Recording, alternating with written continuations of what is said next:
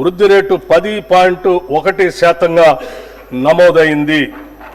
ఇదే సమయంలో దేశ జీడిపి 3,31,03,215 కోట్ల రూపాయలు కాగా వృద్ధి రేటు 9.9%గా ఉంది.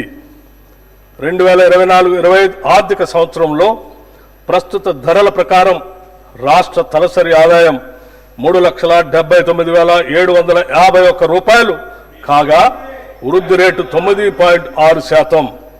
దేశ తలసరి ఆదాయం 2,05,579 రూపాయలు కాగా వృద్ధి రేటు 8.8%. దేశ తలసరి ఆదాయంతో పోలిస్తే తెలంగాణ తలసరి ఆదాయం 1,74,172 రూపాయలు, అంటే 1.8% రెట్లు ఎక్కువగా ఉంది.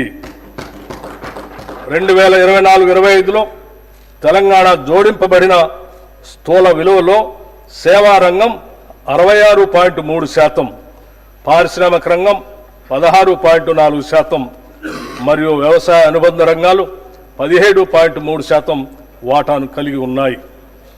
వ్యవసాయ అనుబంధ రంగాలు జీఎస్టీపీలో తక్కువ వాటా కలిగి ఉన్నప్పటికీ రాష్ట్ర మొత్తం శ్రామిక రంగంలో 42.7% మందికి ఉపాధి కల్పిస్తున్నాము.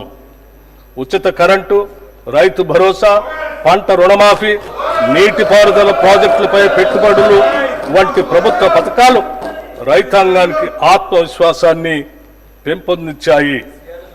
అదే సమయంలో వ్యవసాయ రంగాన్ని పటిష్టవంతం చేసేందుకు గాను పళ్ల తోటలు, పశు సంరక్షణ, చేపల పెంపకం వంటి అనుబంధ వ్యవసాయ కార్యకలాపాలను ప్రోత్సహిస్తున్నాం. రాష్ట్ర పరిశ్రమలు 22.5% మందికి ఉపాధి